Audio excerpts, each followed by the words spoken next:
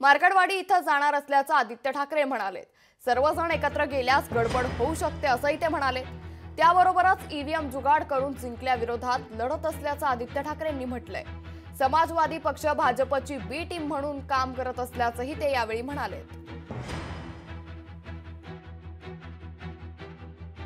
आम्ही ह्या देशाच्या संविधानासाठी लढत आहोत आणि ह्या देशाच्या संविधानासाठी आम्ही जे लढत असताना ज्या संविधानाचा तुम्ही अपमान करून घटनाबाह्य सरकार 2 वर्ष बसवलं, महाराष्ट्राची लूट केलीत, त्याच संविधानाचा अपमान करून ईव्हीएम ला जे काही जुगाड करून तुम्ही जिंकला आहात त्याच्या विरोधात आम्ही लढत आहोत। समाजवादी पक्ष अखिलेश यादवजी जे चालवतात ते यूपीमध्ये एक वेगळेपणे चालवतात। इंडिया आघाडीचं तिथे खूप छान नेतृत्व करत आहेत।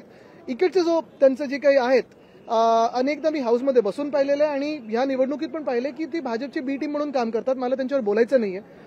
हे जे कालचं ट्विट होतं ते आधी पण करत आले, पण महत्त्वाची गोष्ट ही आहे की कुठच्या विषयाला किती खेचून न्यायचं, भाजपची बी टीम म्हणून वागायचं का, हा एक प्रश्न पडतोच। पण मला वाटतं हा विषय लांबवायचा नाहीये।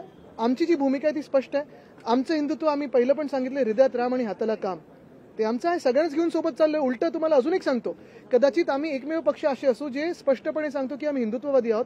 सबका साथ सबका विकास जे भाजप सांगत होते ते आम्ही करत आहोत, भाजप नाही करत आहे। लोकशाही मराठी ऐका, पहा, जागरूक रहा।